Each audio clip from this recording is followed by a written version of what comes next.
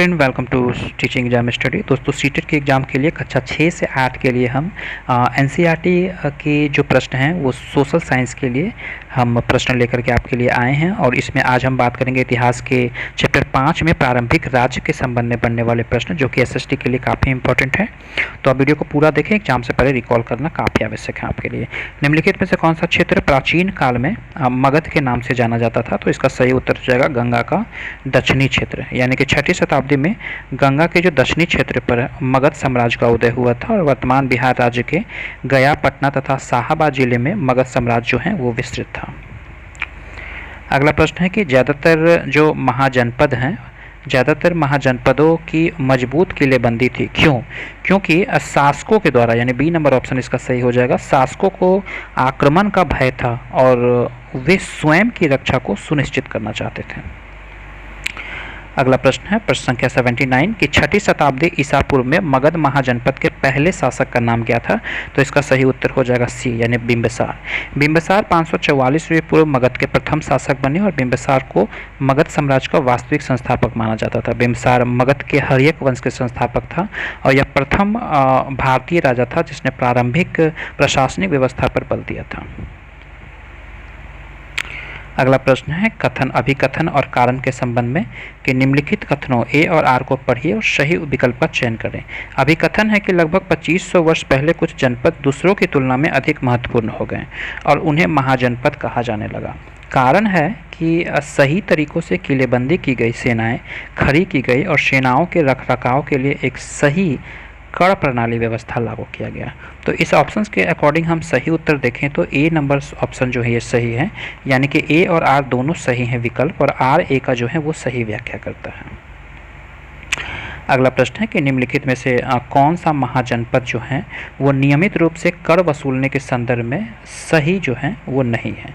तो इसका जो सही उत्तर हो जाएगा वो सी नंबर, यानी कि ज़्यादातर फसलों पर कर के उपज का 1/2 यानी आधा हिस्सा निर्धारित होता था। आइए नेक्स्ट प्रश्न हम देखते हैं कि 82 नंबर के महाजनपदों के राजाओं यानी शासकों ने नियमित रूप से कर वसूलने के लिए निम्नलिखित में से कौन से कर का स्रोत के प्रयोग किए थे? तो सही उत्तर हो जाएगा ए नंबर, यानी ए, बी और सी नंबर इसका जो ऑप्शन है ये सही है। तो यहाँ पे ऑप्शन ए नंबर सही हो जाएगा, यानी फसलों पर कर, शिल्पकारों पर कर और व्यापारियों पर कर। अगला प्रश्न है जो कि काफ़ी इम्पोर्टेंट है कि इसमें भी वक्तव्य और वक्तव्य ए और वक्तव्य बी वाले प्रश्न हैं और इस पर विचार करना है कि सही उत्तर कौन सा है। तो वक्तव्य ए है कि महाजनपदों के शासक केवल किसानों से नियमित रूप से कर वसूलते थे। वक्तव्य बी है कि औजार बनाने और कृषि में उन्नति ने अनाज की अधिक पैदावार को बढ़ाया। तो इसका ऑप्शन सी सही हो जाएगा, यानी कि ए जो है वो गलत है, लेकिन बी जो है ऑप्शन इसका वक्तव्य बी जो है वो सही हो जाएगा। आइए नेक्स्ट प्रश्न देखते हैं जिसमें प्रश्न कहा गया है कि ए, बी और सी जो हैं कथनों को पढ़ें और सही उत्तर का चयन करें।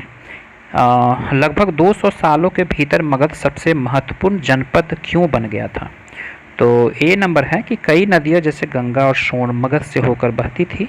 बी नंबर है कि मगध का एक हिस्सा जंगल से भरा हुआ था। और सी नंबर ऑप्शन है कि इस क्षेत्र में लौह अयस्क की खदानें अधिक थी। तो डी नंबर ऑप्शन इसका सही हो जाएगा, यानी कि ए, बी और सी तीनों जो हैं ये सही है।